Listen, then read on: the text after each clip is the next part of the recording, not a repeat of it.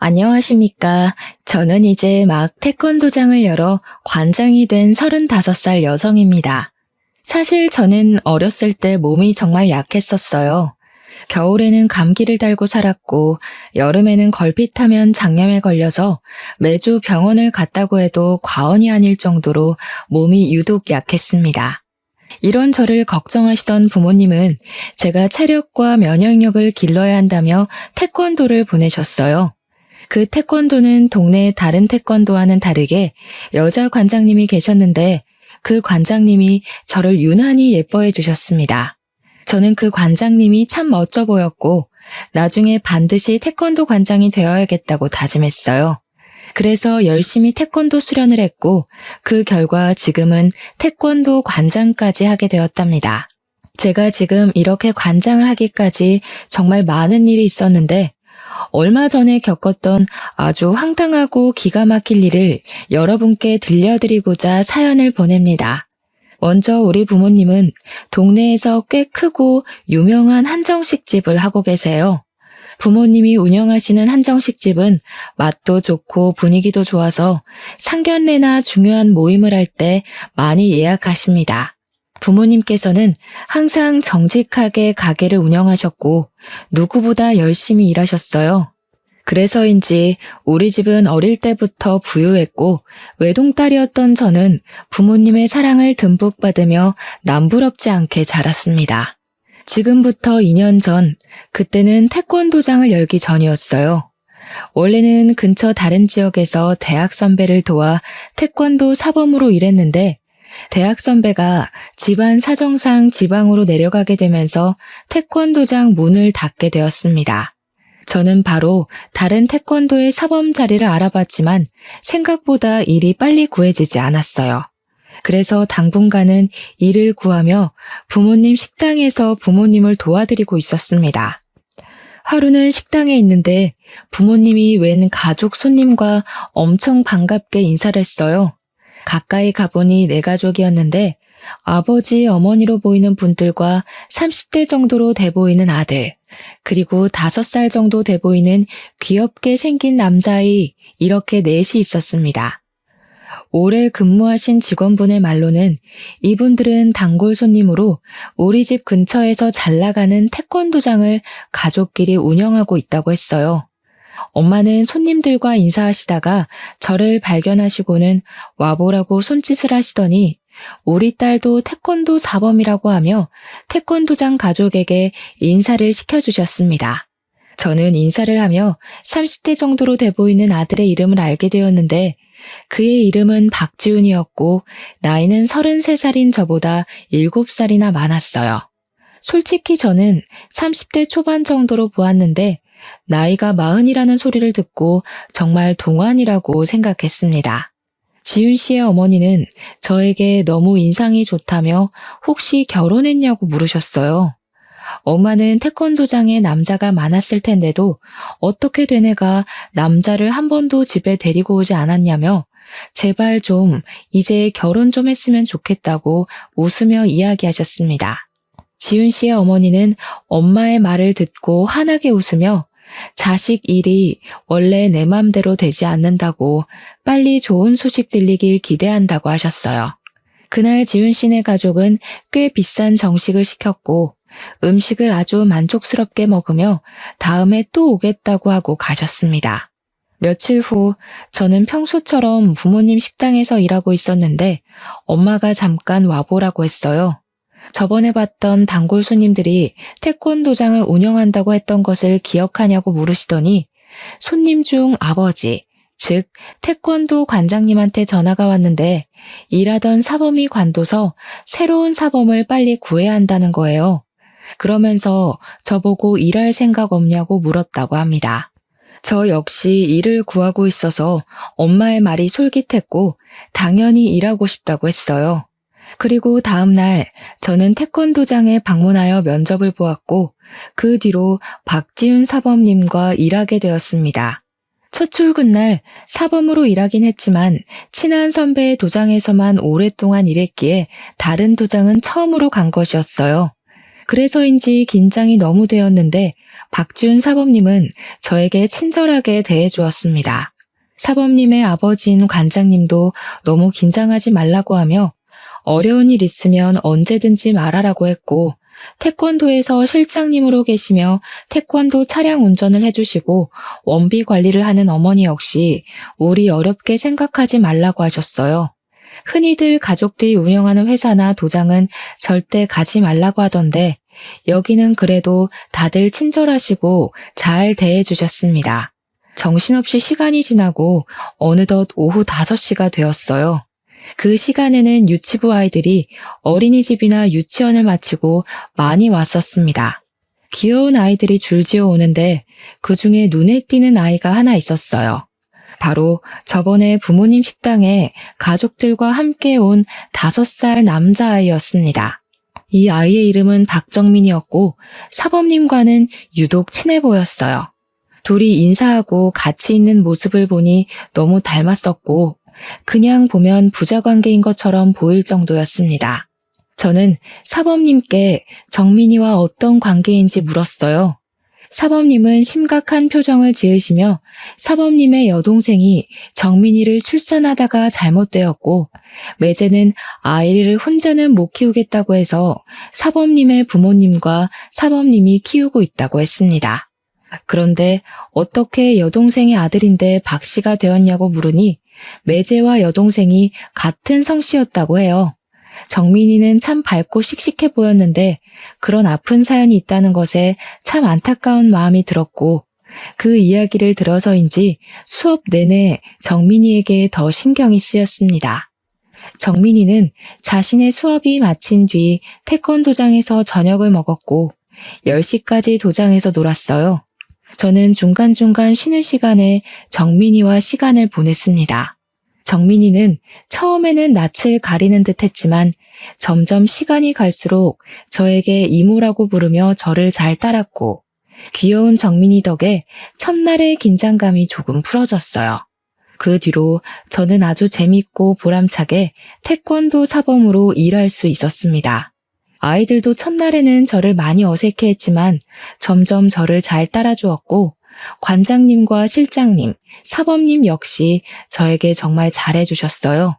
특히 사범님은 여자 혼자 밤늦게 다니면 위험하다며 항상 수업이 끝나면 집까지 데려다 주셨습니다. 10시에 수업이 끝나고 도장 정리를 하면 빠르면 밤 10시 반, 늦으면 밤 11시가 되는 데다가 집이 사범님의 집과 반대편이라 괜찮다고 하는데도 매번 집 앞까지 차로 태워다 주셨어요. 항상 차로 태워다 주시는 것이 너무 감사하기도 했고 둘 다 그 시간이 되면 출출하기도 해서 저와 사범님은 종종 집 앞 편의점에서 간단히 차나 샌드위치 또는 삼각김밥 같은 것을 먹었습니다. 더 좋은 것을 사드리고 싶었지만 시간이 너무 늦기도 했고 사범님이 편의점 음식을 좋아한다며 굳이 편의점으로 가셨어요. 편의점에서 같이 음식을 먹으며 알게 되었는데 사범님은 땅콩 알레르기가 있다고 했습니다. 저는 땅콩잼이나 땅콩을 정말 좋아해서 집에서도 종종 간식으로 먹는데 이 맛있는 땅콩을 먹지 못하는 사범님이 조금 안 됐더라고요. 우리는 그 뒤로도 수업이 마친 후 편의점에서 간식을 먹으며 이야기를 많이 나눴습니다.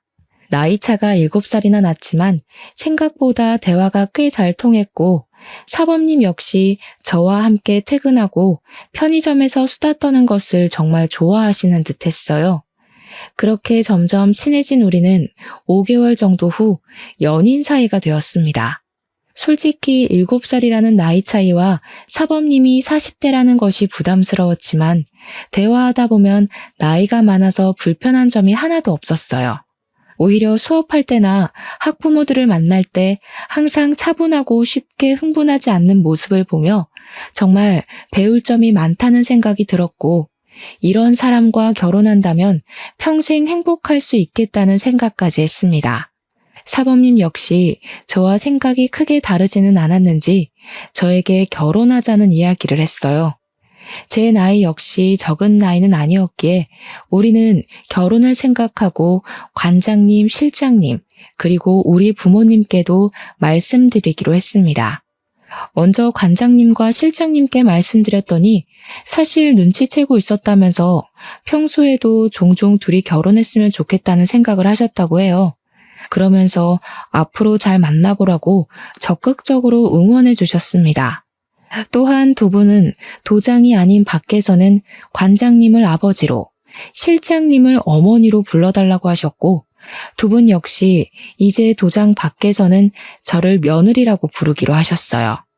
며칠 뒤 우리 부모님께도 인사를 드리러 갔습니다. 사실 우리 부모님은 제가 하는 일에 크게 반대를 하신 적이 없으셨고, 항상 제 생각과 의견을 적극적으로 지지해 주셨기에 이번에도 당연히 그러실 줄 알았어요. 그런데 첫 인사 후 엄마가 저에게 진짜로 결혼할 생각이 있냐고 물으셨습니다. 그래서 저는 당연히 결혼할 생각으로 만나고 있다고 했어요. 엄마는 솔직히 그다지 좋지는 않네. 아무래도 7살이나 위라는 것도 마음에 걸리고 뭔가 인상이나 느낌이 그다지 좋지가 않아. 뒤로 꿍꿍이가 있는 것 같은 느낌이야. 주은아, 엄마가 아무래도 불안해서 그런데 일단은 결혼은 하지 말고 조금 더 생각해보는 건 어떻겠니? 아니야. 내가 지난 5개월 동안 보니까 사범님 아이들에게도 잘하고 학부모님들 사이에서도 인기도 꽤 많아. 수업할 때 보면 사람도 차분하고 겪어볼수록 괜찮은 사람이야. 엄마가 식당 운영하면서 별의별 사람들을 다 봐서 사람 하나는 기막히게 보는 것 알지? 한번 엄마 믿고 조금만 떨어져서 다시 봐봐. 뭔가 느낌이 싸한 게 좋지 않아. 엄마는 자꾸 예비 남편의 느낌이 좋지 않다며 결혼은 조금 더 신중히 결정하라고 하셨습니다. 저는 사실 그런 엄마가 이해가 잘 되지 않았고 괜한 걱정을 하고 있다고 생각했어요. 엄마는 저와 예비 남편의 사이를 반대했지만 저와 예비 남편은 그러면 그럴수록 더 사이가 돈독해졌습니다. 예비 시부모님 역시 태권도장에서 매일 보며 저를 정말 한 식구처럼 대해주셨어요. 그러던 어느 날이었습니다. 예비 시어머니와 예비 남편이 도장에서 필요한 물품들을 사러 잠시 나갔고 도장에는 저와 예비 시아버지 둘이 있었어요. 예비 시아버지와 이런저런 이야기를 나누다가 정민이 이야기가 나왔습니다. 우리 둘째 아들이 사고만 안 났어도 정민이가 더 씩씩하게 자랐을 텐데 내가 못해준 게 많아서 그저 안타까울 따름이야. 예비 시아버지는 둘째 아들이 사고를 당했었다는 식으로 말씀하셨습니다. 분명히 예비 남편이 정민이가 여동생의 아들이라고 했고 출산하다가 잘못되었다고 했는데 예비 시아버지는 아들이라고 하니까 이상했어요. 둘째 아들이라고요? 저번에 지윤 씨는 여동생이 있었다고 말했는데. 아, 맞다. 그랬지 참.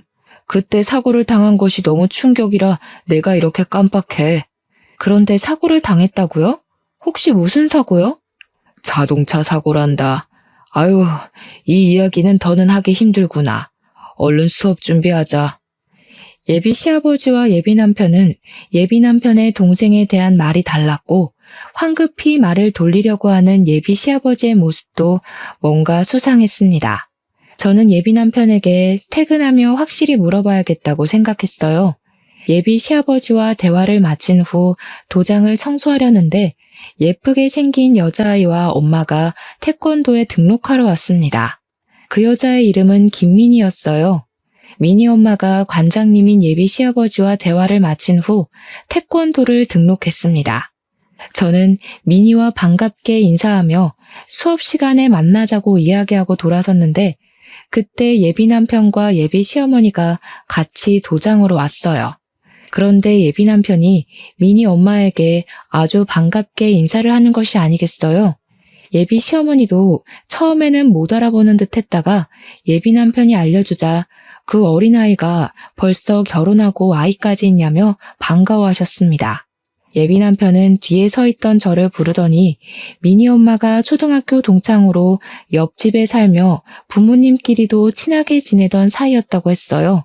그리고 민희 엄마에게는 저를 태권도 사범님이자 결혼할 사람이라고 소개했습니다. 민희 엄마는 둘이 아주 잘 어울린다고 하며 여자 사범님이 있어서 더 편하고 마음이 놓인다고 했어요. 저는 미니 엄마께 인사 후 수업에 들어갔습니다. 그날도 모든 수업을 무사히 마치고 예비 남편은 항상 그랬듯 저를 집까지 데려다 주었어요. 집에 가는 차 안에서 예비 남편에게 예비 시아버지께서 여동생이 차 사고를 당했다고 말씀하시던데 저번에 출산하다 잘못했다고 하지 않았냐고 했습니다. 제 말에 예비 남편은 순간 당황한 표정을 짓다가 이내 슬픈 표정을 지었어요. 그러더니 사실은 아기를 낳으러 가는 길에 차 사고가 났다고 했습니다. 그러면서 여동생에 관한 이야기는 집에서 금기어니 절대 하지 말라고 했어요. 부모님이 한동안 정말 죽을 정도로 힘들어하시다가 여동생의 사진이며 흔적을 모두 다 지우고 이제야 마음 잡으셨으니 괜히 이야기 꺼내지 말라고 신신당부를 했습니다. 흔히들 아내나 남편, 부모를 잃은 사람을 일컫는 말은 있지만 자식을 잃으면 너무 슬프고 고통스러워서 차마 부를 수 있는 말이 없다고 하잖아요. 저는 그 말을 떠올리며 예비 남편에게 충분히 그 마음이 공감된다고 하며 예비 시부모님 앞에서 동생에 관한 이야기는 절대 꺼내지 않겠다고 했습니다. 그렇게 2개월이 지났어요. 2개월 동안 저는 계속 사범으로 일하고 있었고 부모님은 여전히 예비 남편을 곱지 않은 시선으로 보고 있었습니다. 그리고 변화가 있다면 제가 미니 엄마와 친해졌어요. 미니 엄마는 매일 수업이 끝나고 미니를 데리러 도장에 오셨는데 그때 오며 가며 인사하고 한마디씩 하다가 친해졌고 서로 자연스레 연락처도 주고받게 되었습니다. 하루는 미니 엄마와 이야기를 나누다가 제 결혼 이야기가 나왔어요. 결혼 준비는 잘 돼가요? 우리 실장님 옛날에 나만 보면 딸이 없어서 딸 삼고 싶다고 하시더니 정말 딸 같은 사범님이 며느리가 되어서 좋으시겠네. 미니 엄마가 처음 이 말을 했을 때는 아이들도 있고 해서 그냥 인사치레이겠거니 했는데 미니 엄마가 가시고 곰곰이 생각해보니 뭔가 이상했습니다. 예비 남편과 예비 시아버지는 정민이가 예비 남편의 여동생의 아들이라고 했잖아요. 이 말은 예비 시어머니에게 딸이 있었다는 말인데 어린 시절을 예비 남편과 함께 보낸 미니 엄마는 딸이 없었다고 말을 했습니다. 저는 확실히 알아봐야겠다는 생각에 쉬는 시간에 예비 남편 몰래 미니 엄마에게 전화했어요. 먼저 미니에 대해 알려드릴 것이 있다며 미니의 수업 태도를 칭찬한 후 예비 남편에게 여동생이 있었다고 들었는데 맞는지 물었습니다. 여동생은 무슨 여동생이에요? 지훈이 외동아들이라서 형제 있는 친구들을 많이 부러워했어요.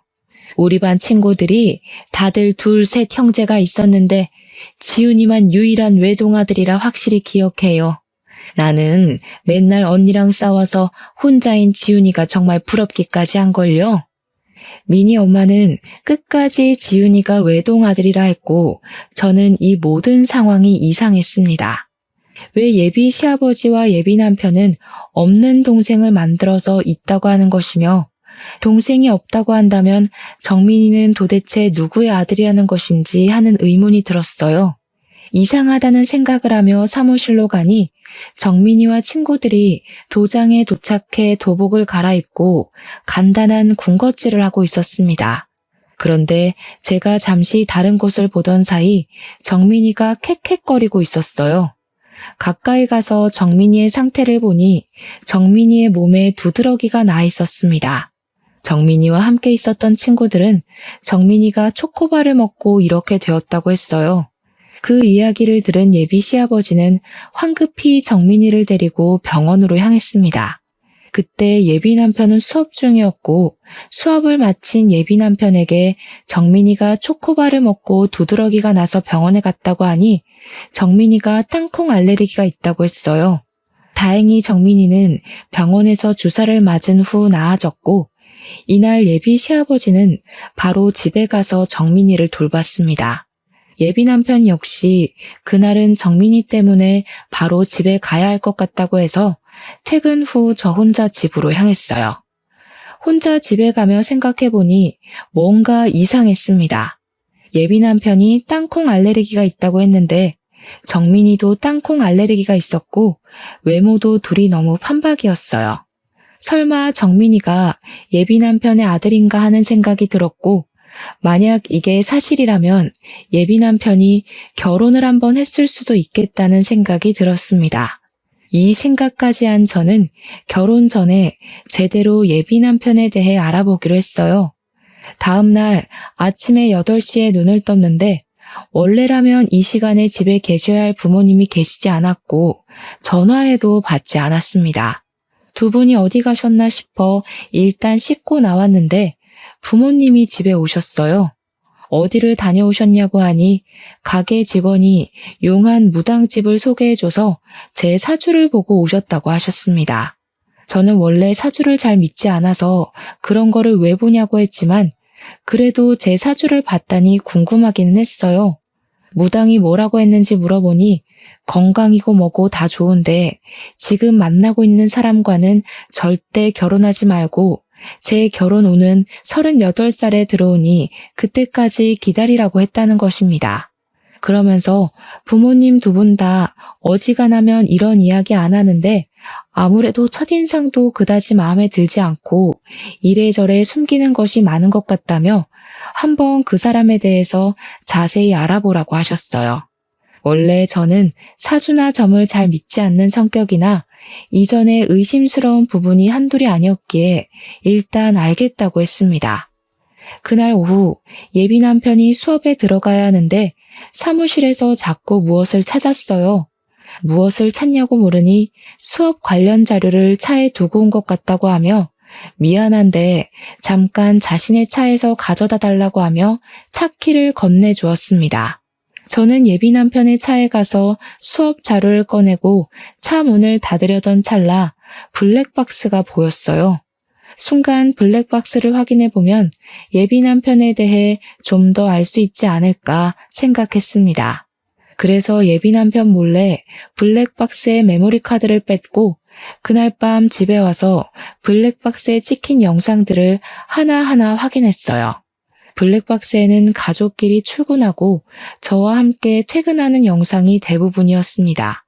하나씩 확인하던 중 한 영상에서 자꾸 제 이름이 나오는 것 같았고 저에 대해 어떤 이야기를 나누는지 궁금해서 영상의 대화 내용을 듣게 되었어요.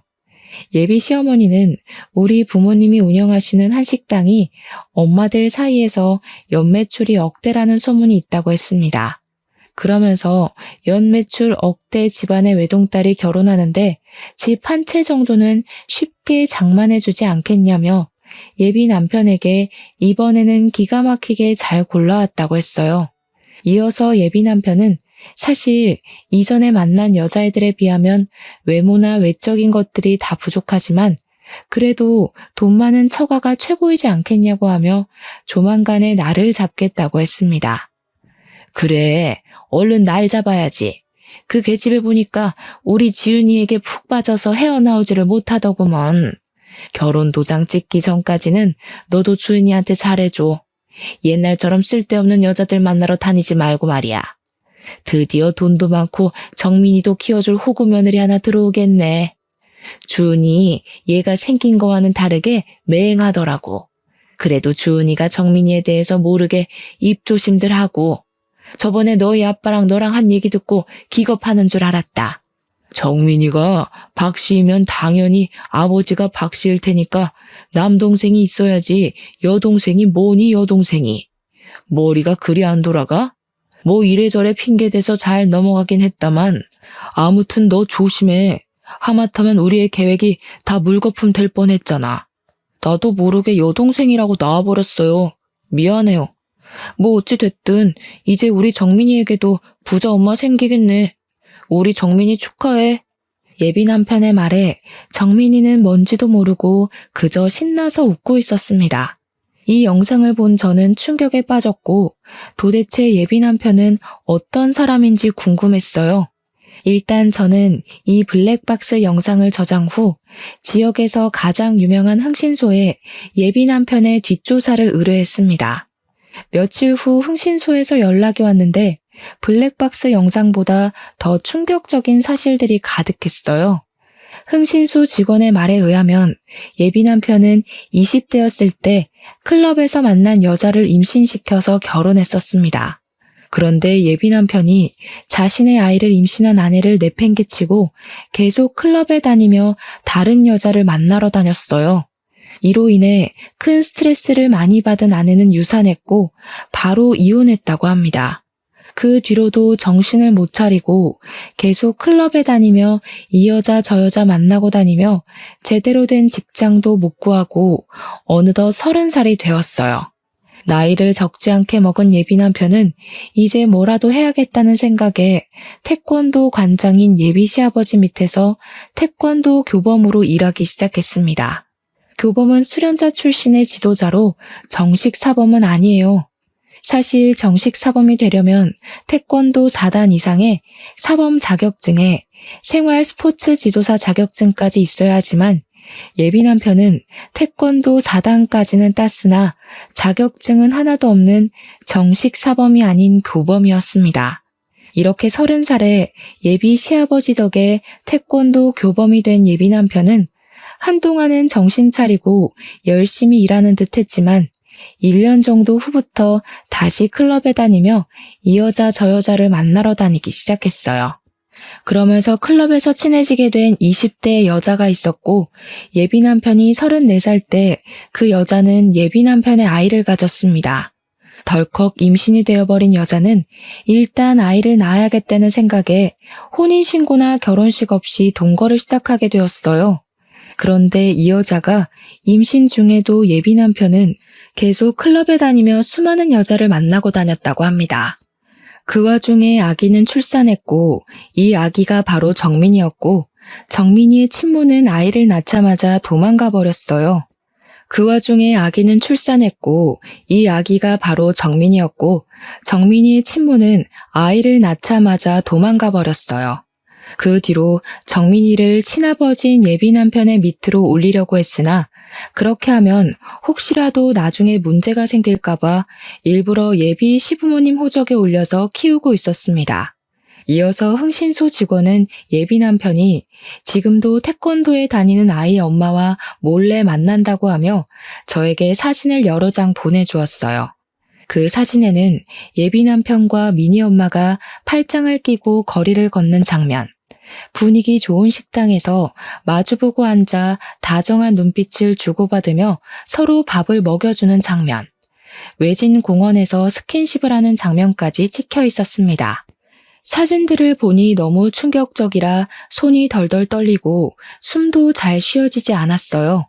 사실 제가 어쩌다 보니 나이가 30이 넘긴 했지만 그동안 한 번도 제대로 누군가를 만나서 사귀어 본 적이 없었습니다. 저는 학원이다 보니 일이 오후에 시작해서 밤에 끝나지만 대부분 직장인은 오전 오후에 일하니 데이트다운 데이트를 할 수가 없었고 같이 사범으로 일하는 분들은 이성적인 호감이 생기지 않았어요. 그래서 솔직히 이렇게 제대로 누군가를 만나 사랑에 빠진 것은 예비 남편이 처음이었습니다. 그런데 이런 사람에게 뒤통수를 맞았으니 충격이 너무 컸어요. 정말 이런 말을 하면 오버라고 생각할지도 모르겠지만 정말 온 세상이 무너지는 기분이었습니다. 저는 그만큼 예비 남편을 믿었고 진심으로 온 마음을 다해 사랑했어요. 하지만 이 모든 것을 안 이상 더는 예비 남편과 결혼을 진행할 수가 없었고 얼른 태권도장을 정리하고 나와 이 사람들과 연을 끊어내야겠다고 생각했습니다. 흥신소 직원분과 충격적인 통화를 끊고 나서 가만히 생각해보니 예비 남편과 불륜을 저지르고 있는 미니 엄마에게 화가 너무 났어요. 둘이 그렇게 몰래 만나고 있었으면서 미니 엄마는 제게 그동안 친한 척을 해왔습니다. 바보같이 전혀 눈치 못 채고 좋다고 실실 웃어대는 저를 보며 미니 엄마는 얼마나 우습게 생각했을까 하는 생각이 들었어요. 다음 날, 그날은 토요일이었지만 초등학교 저학년생들을 대상으로 레크레이션을 하는 날이라 출근을 해야 했습니다. 저는 태권도에 먼저 가서 아이들을 맞이할 준비를 하는데 미니가 엄마 손을 붙잡고 도장해 왔어요. 우리 태권도장 며느리 일찍 오셨네요. 부지런해서 관장님이랑 실장님이랑 정말 좋아하시겠다. 물론 우리 사범님도 정말 부럽고요. 지훈이가 어릴 때부터 참 착하고 재밌고 인기도 많았죠. 사범님은 좋겠어요? 멋진 지훈이랑 결혼해서. 그럼 오늘도 우리 미니 잘 부탁드려요. 미니 엄마가 이 말을 하고 가는데 이전에는 그냥 좋은 이야기이겠거니 했지만 모든 사실을 다한 지금은 저를 비꼬고 놀리는 소리로밖에 들리지 않았습니다. 너무 화가 난 저는 예비 남편과 관장님이 오기 전에 아이들이 처음 왔을 때 작성하는 서류 뭉치에서 미니의 서류를 찾았어요. 그곳에는 미니의 엄마뿐 아니라 아빠의 연락처가 적혀 있었거든요. 저는 일단 미니 아빠의 핸드폰을 저장했습니다. 그리고 미니 아빠에게 흥신소에서 받은 미니 엄마와 예비 남편이 함께 찍힌 사진을 보내려고 했어요. 사진을 막 보내려는 순간 미니가 너무 해맑은 모습으로 제게 와서 사범님 뭐 하시냐고 물었습니다. 그런 미니의 모습을 보니 제가 지금 이 사진을 보내면 미니가 상처를 너무 많이 받을 것 같았어요. 그래서 일단은 그렇게까지는 하지 않았고 대신 카페에서 미니 엄마, 예비 남편, 그리고 저 이렇게 셋이서 대화를 나누고 끝내야겠다고 생각했습니다. 마음 같아서는 사람들이 없는 으슥한 곳에서 그 둘을 아주 완벽히 요절내버리고 싶었지만 그래도 그것은 사람으로서 그리고 체육인으로서의 도리는 아닌 것 같아 그런 마음은 애써 접어두었어요. 그날 오후 태권도 레크레이션 행사가 마치고 저는 예비 남편에게 진지하게 할 말이 있으니 태권도 근처 카페로 가자고 했습니다. 그리고 미니 엄마에게도 미니에 대해 급히 할 말이 있으니 별일 없으면 태권도 근처 카페로 나오라고 했어요. 예비 남편은 평소와는 다르게 잘 웃지도 않고 무표정인 저에게 무슨 일이 있냐고 물었습니다. 저는 예비 남편에게 지금은 아무 말도 하지 않고 일단 조용히 있으라고 했어요. 잠시 후 카페에 미니 엄마가 왔습니다. 미니 엄마는 처음에는 제 모습만 보고 미니에게 무슨 일 있냐고 했다가 제 앞에 앉은 예비 남편을 보고 놀란 표정을 지었어요. 일단 박지훈 사범, 아니지, 교범 옆에 앉으시고 우리 이제 진실을 이야기해 볼까요? 두 분, 이 사진 좀 보세요. 저는 흥신소에서 받은 사진들을 예비 남편과 미니 엄마에게 보여주었습니다. 둘은 제가 내민 사진을 보고 크게 당황해했어요. 주은아, 그니까 이 사진이 어떻게 된 거냐면 말이야. 말했잖아. 나랑 얘랑 초등학교부터 동창이라고. 그래서 허물없이 거의 가족처럼 지냈었어. 그냥 그뿐이야. 그리고 얘는 이미 남편도 있고 미니도 있는데 내가 어떻게 얘한테 다른 마음을 먹겠어. 게다가 내게는 하나뿐인 주은이도 있는데 겨우 나랑 얘랑 친하게 밥 먹는 것 가지고 그랬던 거야? 에이, 난 또 뭐라고. 오해 풀어 주은아. 예비 남편은 별거 아니라는 표정을 지으며 아주 태연하게 변명을 늘어놓았습니다. 그래서 이번에는 저번에 저장했던 블랙박스 동영상을 보여주었어요. 동영상에서 자신이 가족들과 대화한 내용을 듣던 예비 남편은 연겁 후 물을 마시며 초조해하는 모습을 보였습니다. 너는 여동생이 있었다 하고 아버님은 남동생이 있었다는데 너 옆에 있는 미니 엄마 아니지? 너 상간녀는 네가 동생이 없었다잖아. 게다가 정민이는 너와 붕어빵에 너랑 똑같은 땅콩 알레르기까지 있는 게 너무 수상쩍더라고. 그래서 몰래 너 뒷조사를 했더니 아주 가관이더라. 20대, 30대를 여자 만나고 임신시키며 아주 청춘을 뜨겁게 불태웠던데 어쩜 그렇게 감쪽같이 속일 수 있어? 그리고 정민이도 네 아들이잖아. 뭐야? 네가 그걸 다 어떻게 알았어? 아니야, 다 거짓이야. 거짓은 무슨, 증거가 이렇게 차고 넘쳤는데 어디서 발뺌을 하려고 그래. 재버릇 걔 못 준다더니 40대가 된 지금도 여전히 불륜을 저지르고 있고 대단하다. 정말 대단해. 미니 엄마도 이런 사실 다 아세요? 이러든 저러든 뭐 어때? 우리가 서로 좋기만 하면 그만이지. 안 그래? 네가 뭐 어찌할 건데? 서로 사랑하는 것도 죄야? 죄냐고. 와, 어쩜 이렇게 다 들통나도 뻔뻔하실까. 미니에게 이런 사실 다 알게 하려다가 말았어요. 착하고 여린 미니가 상처받을까 봐요. 저는 카페라서 최대한 조용히 이야기하려고 했지만 미니 엄마가 너무 흥분한 나머지 큰 소리로 저에게 서로 사랑하는 게 죄냐며 말하는 통에 카페에 있던 사람들이 예비 남편과 미니 엄마가 불륜 관계임을 알게 되어버렸습니다. 예비 남편은 이런 이야기를 하려면 사람이 없는 데서 해야지 왜 이렇게 사람들이 많은 카페로 왔냐고 하며 얼굴을 필사적으로 가리려고 했어요. 사람 없는 데로 가면 내가 눈 돌아가서 너네 두 연놈들 요절을 낼 것 같아서 그랬다. 난 그래도 최대한 너네들에게 신사적으로 말하려고 했는데 모든 산통을 깬 것은 바로 너네야. 우리 이렇게 끝내. 우리 결혼은 없던 일로 하고 태권도도 이제 관둘 거야. 그리 알아. 저는 카페에서 나와 다시 태권도로 갔습니다. 태권도에는 예비 시부모님이 있었고 저는 예비 신부님에게 정민이의 실체부터 예비 남편의 실체까지 모든 사실을 다 알았으니 파혼하고 서로 불편하니 태권도도 더는 나오지 않겠다고 했어요. 그러나 예비 시부모님은 오해라고 하며 저를 필사적으로 붙잡았고 그러던 중에 예비 남편이 태권도장으로 왔습니다. 이렇게 아무 대책 없이 관둬버리면 당장 수업은 어쩌라고. 지금 너 만약에 관두면 우리 너한테 손해배상 청구 소송해버릴 거야? 손해배상 청구? 웃기고 자빠졌네. 그래, 어디 해봐. 우리 집 한식당으로 돈 많이 버는 거 알지? 그럼 나는 최고의 변호인단 꾸려서 너랑 네 상간녀 그리고 단체로 나를 속인 너희 부모까지 상대로 소송 넣을 거야. 어디 그뿐인 줄 아니? 이 동네 모든 맘카페며 지역에 너에 대한 소문 쫙 퍼뜨려서 다시는 이 동네에서 얼굴 못 들고 다니게 할 거야. 그럼 내가 더 타격이 클까? 네가 더 타격이 클까? 어디 한번 네 대가리 한번 잘 굴려봐. 저는 끝까지 뻔뻔한 예비 남편에게 환멸을 느끼며 태권도장에서 나왔습니다. 그리고 집에 가서 부모님께 모든 사실을 말씀드리고 지금 한바탕 싸우고 파혼하고 오는 길이며 이제 그 태권도장에서 일하지 않을 것이라고 했어요. 부모님은 정말 잘 생각했다고 하시며 한동안 많이 힘들겠지만 마음 잘 추스르라고 하셨습니다. 그 뒤로 저는 근처의 다른 태권도장으로 가려고 했는데 이상하게 이력서를 내도 아무 곳에서도 연락이 오지 않았어요. 당장 돈이 급한 것은 아니었지만 태권도 사범일이 너무 재밌어서 계속 일하고 싶은데 오라는 연락이 없으니 참 속상했습니다. 하루는 사범을 구하고 있던 집 근처 태권도장에 이력서를 들고 무작정 찾아갔어요.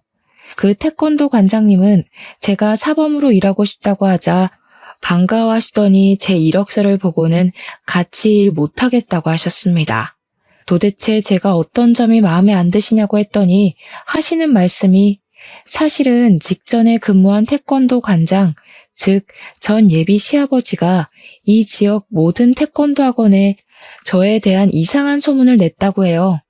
그 소문은 제가 이 남자 저 남자 만나고 다니는 꽃뱀이니까 젊은 남자 사범들이 있는 태권도에서는 절대 저를 채용하지 말라고 했다는 것입니다. 게다가 자기 기분이 좋지 않으면 아무 말 없이 그냥 간둬버린다는 소문까지 퍼뜨렸고 이 소문을 들은 지역의 관장님들이 제 이름과 제가 근무했던 직전 태권도만 보고 다들 채용을 하지 않았던 것이에요. 관장님의 이야기를 들으니 정말 피가 거꾸로 솟는다는 기분이 어떤 의미인지 알 것 같더라고요. 저는 솔직히 한동안 진심으로 사랑했던 사람이었기에 그냥 깔끔하게 파혼으로 끝내려고 했습니다. 그런데 전 예비 남편과 그 가족들은 온갖 추잡한 방법으로 뒤에서 저를 욕먹이고 있었어요. 세상에 그 어떤 말로도 표현이 안 될 정도로 화가 잔뜩 난 저는 가만히 있을 수 없었습니다. 저는 제가 속한 지역 태권도 협회 카페에 들어가 저의 전 예비 남편에 대한 모든 사실을 올렸어요. 20대부터 클럽에 다니며 이 여자 저 여자 만나 2번이나 임신시킨 사실부터 아이를 낳고 그 아이를 자신의 부모님 호적에 올린 것, 그리고 지금도 여전히 학부모와 불륜을 저질러서 파혼당해놓고 저를 파렴치한 인간으로 만든 것까지 모든 사실을 글로 적었습니다. 또한 제가 이력서를 냈던 태권도장에 찾아가 모든 사실을 태권도 관장님들께 말씀드렸어요. 관장님들은 이런 일이 있을 줄은 꿈에도 몰랐다며 단순히 소문만 듣고 오해해서 미안하다고 하셨습니다. 그런데 나에 대한 안 좋은 소문은 이게 다가 아니었어요. 제가 다른 태권도를 돌아다니며 저에 대한 오해를 풀 때 웬 아이 엄마가 제 얼굴을 보고 놀라하며 아주 못마땅한 얼굴로 위아래를 훑으셨습니다. 저는 처음 보는 사람이 저를 아주 기분 나쁘게 쳐다보니 어이가 없어서 혹시 저를 아시느냐고 물었어요. 대화를 나눠보니 그 엄마는 바로 미니 엄마와 알던 사이였는데 미니 엄마가 저에 대한 이상한 소문을 엄마들 사이에 퍼뜨리고 다녔더라고요. 그래서 이미 그 태권도장 엄마들은 저를 아주 평소 행실이 좋지 않은 질 나쁜 사범으로 알고 있다고 했습니다.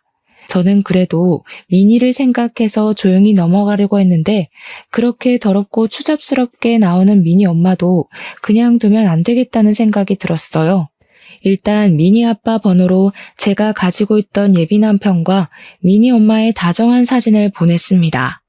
그리고 제 핸드폰에 저장되었던 태권도장 아이들의 엄마에게 현재 미니 엄마가 퍼뜨리고 다니는 소문은 다 거짓이고 사실은 태권도 사범과 미니 엄마가 불륜을 저질렀다고 하며 사진을 보냈어요.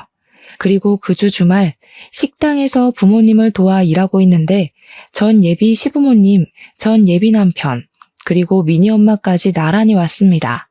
어서 오세요. 어디 불륜 모임이라도 하러 오셨나 봐요? 저기 화장실 앞자리에 가서 앉으시던가요? 이 인연이 정신 나갔어? 그 사진들을 미니 아빠한테 보내면 어떡해? 우리 미니가 받을 상처는 생각 안 해봤어? 네가 그러고도 애들을 가르치는 사범이야?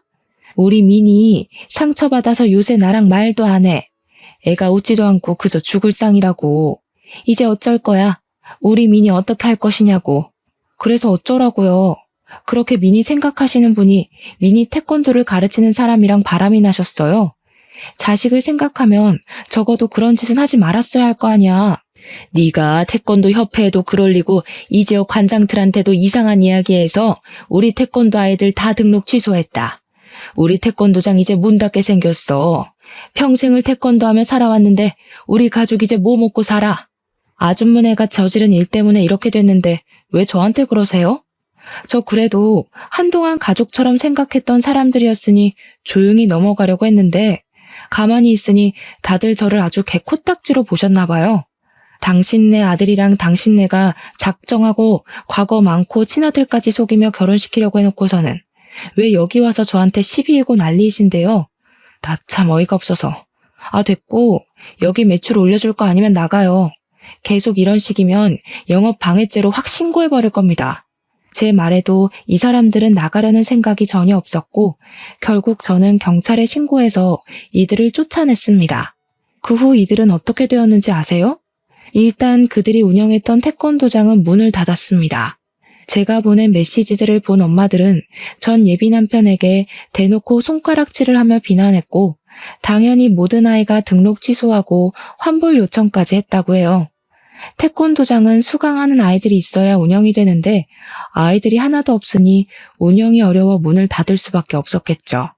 그리고 더럽고 추악한 지난 과거가 낱낱이 폭로된 그들 가족은 이 지역에서는 고개 들고 못 살게 될 지경까지 이르렀고 결국 아무도 모르게 그 가족 모두 이 지역을 떠났다고 합니다.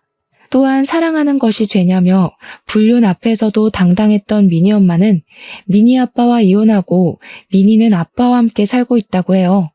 친권을 빼앗기고 유책 배우자가 되어 위자료에 양육비까지 주며 거지같이 살고 있다고 합니다. 저는 모든 오해를 푼 뒤 부모님의 가게에서 일했으나 여전히 태권도를 가르치고 싶은 생각이 있었어요. 그래서 부모님의 도움을 받아 태권도장을 차렸습니다. 전 예비 남편의 태권도 학원이 망하고 마땅한 태권도 학원이 근처에 없어서인지 제가 연 태권도장에 아이들이 제법 많이 등록했어요. 그 중에는 전 예비 남편의 태권도에 다니던 아이들도 있었습니다. 그 아이들의 엄마들은 저를 알아보고 옛날에 오해해서 미안했다고 먼저 사과도 하시더라고요. 아무튼 그 뒤로 저는 엄마들의 신뢰를 받으며 지금까지 아주 잘 태권도장을 운영하고 있답니다. 전 예비 남편과 그의 가족들에게 뒤통수를 제대로 맞고 나름의 복수를 하기는 했지만 사실 마음이 완전히 좋지만은 않아요. 이 일로 정민이는 살던 곳을 벗어나 다른 지역으로 가야만 했고 민이는 더는 아빠 엄마와 함께 살지 못하게 되었기 때문입니다. 부디 정민이와 민이가 새로운 환경에 빨리 적응해서 멋지고 당찬 어른으로 자라기를 간절히 기도할 뿐이에요. 제 사연을 들은 여러분의 인생에는 항상 좋은 일만 가득하시길 바라며 저의 이야기는 이제 마무리 지으려고 합니다. 긴 이야기 들어주셔서 감사합니다.